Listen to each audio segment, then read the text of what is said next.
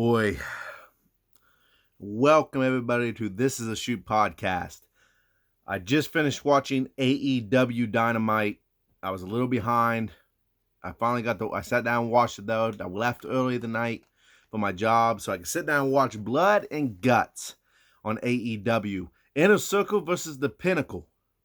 As always, if you like this video, hit that like button, hit that subscribe button so you never miss a new fire video from This Is a Shoot podcast. So let's just jump right into it. First, the positives. The crowd reaction was great. The energy was there. The match as a whole was solid and it was what I was expecting, and the right team went over. With the Pinnacle winning, it was the right team to go over. And they needed to go over. And the storyline about how they went over with MJF throwing Chris Jericho off the top of the cage was the right move. It had MJF and standing there, and it showed you, hey, when Chris Jericho said, you want my spot, you take it. That's the positives with the excitement and the way they did it. And here's the thing. A lot of people's complaining about saying, oh, AEW copied War Games. War Games was created by Dusty Rhodes back in NWA days. It was taken over the WCW, and yes, WWE took it and has put it War Games on NXT. Now, what they did here on AEW, they put a roof on top of the cage. And here's the thing. The fact that AEW has taken this idea and has made it their own, and yes, you could say, okay, they took it from WWE. Fine, if you want to say that, fine. But there's no reason why AEW and WWE can't take ideas from each other, especially when they're great matches and great ideas on top of that. So there's nothing wrong with that, and there's nothing that I have a problem with that as far as the match goes. And as far as a whole, all the competitors did their job. All the competitors, went in there and they did the absolute best that they could. They had a lot of energy. There was some botches. It's not perfect. This isn't ballet, folks. But the ending as well, I'm going to spend most of my time on this video.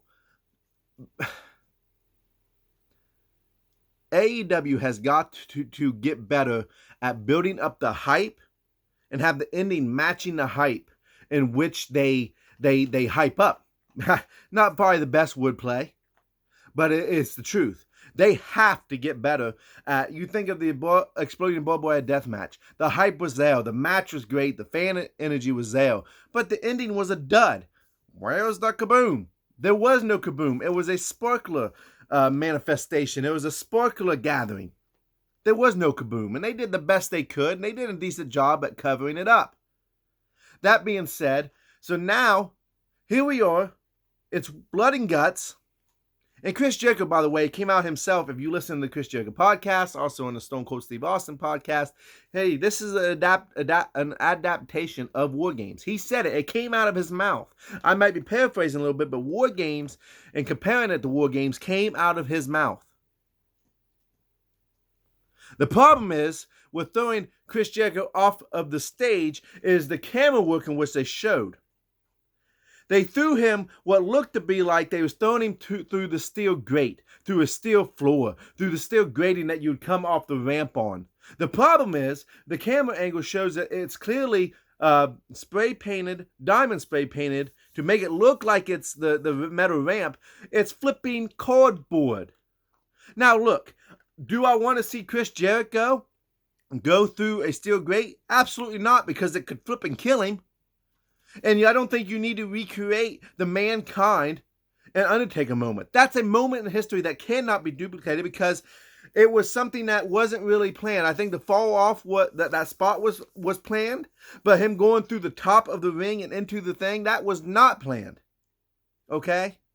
The man almost died in them instances. I just want to throw that out there.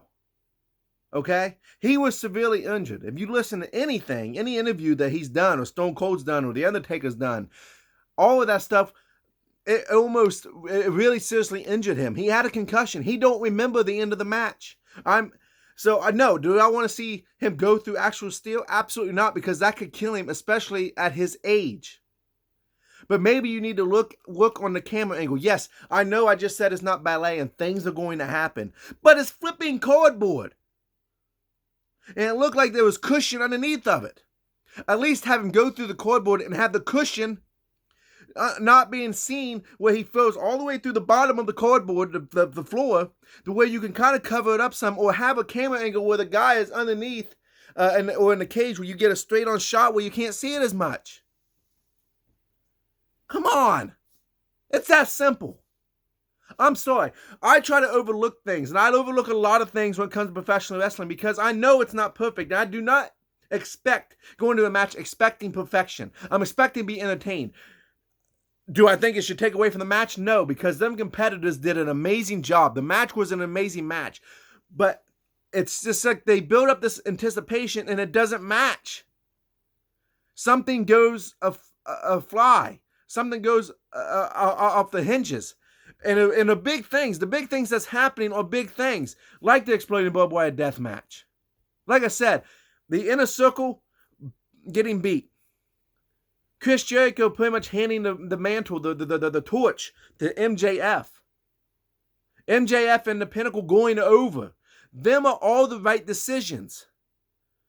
But the ending was horrible. I don't know if I want to say horrible, but the ending definitely was not what it should have been. The blood was there. Thank God there was no guts. Like I said before, I don't want to see him go through a steel floor because it could seriously injure him. It should be about the protection of the wrestlers, and I understand that. But you're under-delivering what you're hyping up. That's a problem. Because now you're going to become a mockery. The fans didn't appreciate, and I'm seeing this from AEW fans, by the way. The hardcore fans are saying, pretty much the same thing, saying it was a great match, but man, the ending is, and they always remember the finish. They won't. What do you hear about the exploding barbed wire death match? You hear more about the failed finish than you do about how good the match was and how great Jon Moxley and Kenny Omega did. So when you think of Sammy Guevara, you think of the Pinnacle, you think of Chris Jericho, you think of Wardlow, you think of Shawn Spears, you think of Santana Ortiz, you think of Jack Hager, you think of Dash Hardwood and Cash. You think of all them things, but you're not going to remember the match. You're going to remember the ending first. Excuse me. Getting myself so excited. The ending is so important. And yes, AEW still is in that learning phase. And I understand that. Like I said, the concept, the story, everything was good. It's just these ending on these matches, these big matches where they try to go big or go home. They're going home more than they're going big. The fall off the top of the cage could have been so much more. You could have stacked up tables upon tables. Something like ECW would have done. That would have been better. That would have made more sense. But instead, you have him go through a cardboard ramp. That's what my gripe is. That's where I'm upset. That's where I'm complaining. That's where I'm mad. A cardboard ramp. I could have done that. Joe Schmo down the street could have done that. It's the logic. Why would you throw him off the cage? And why would you have your cameraman there if you know it's cardboard, and everybody knows cardboard flips up? You can clearly see it's cardboard. That's the problem. That's my gripe. That's why I'm upset. Maybe you see it differently. Like I said, I'm not taking nothing away from the match. I'm taking something away from the ending because that's what I'm going to remember first when I talk about this match. Not the fact that the Pinnacle went over. Not the fact that MJF took Jericho's spot, you might as well say. How do you cover that up? I went on social media, I've been reading. I'm not the only one feeling this way. I would say a good 80-85%, if not more, fans, wrestling fans, AEW fans, feel the same exact way. I'm interested to see someone to support the ending. And I'm not going to be against it. I'm just going to tell you right now that the ending left a lot to be desired. Like I said, I don't want to see him go through a steel floor. And a lot of people saying they want to see him go through the steel cage.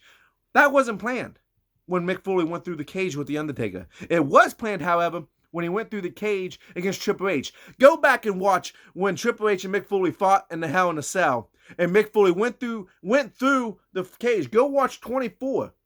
I think it is. Untold Stories. Untold Stories on the Peacock Network now. Where they talk about it, that him going through that spot, that they had planned the ring to cave in for him, to make it look dramatic. You could have done so much. You could have done that. You could have done that. But instead you use cardboard. Or you take a tarp and you put it over, and that way when it goes over, it covers up the cardboard and you believe it more. But I digress. All in all, AEW was a great show tonight, except for the ending. The match, the Blood and Guts match, was great, except for the ending. Hats off to the competitors because it's not their fault. And I'm not putting anybody at fault. They all did their part. They all made it believable. They all had your attention. I just wish they would have executed the ending better. If you made it to the end of the video, just a reminder, hit that like, hit the subscribe button, leave a comment down below, and thank you all for tuning in to This Is a Shoot.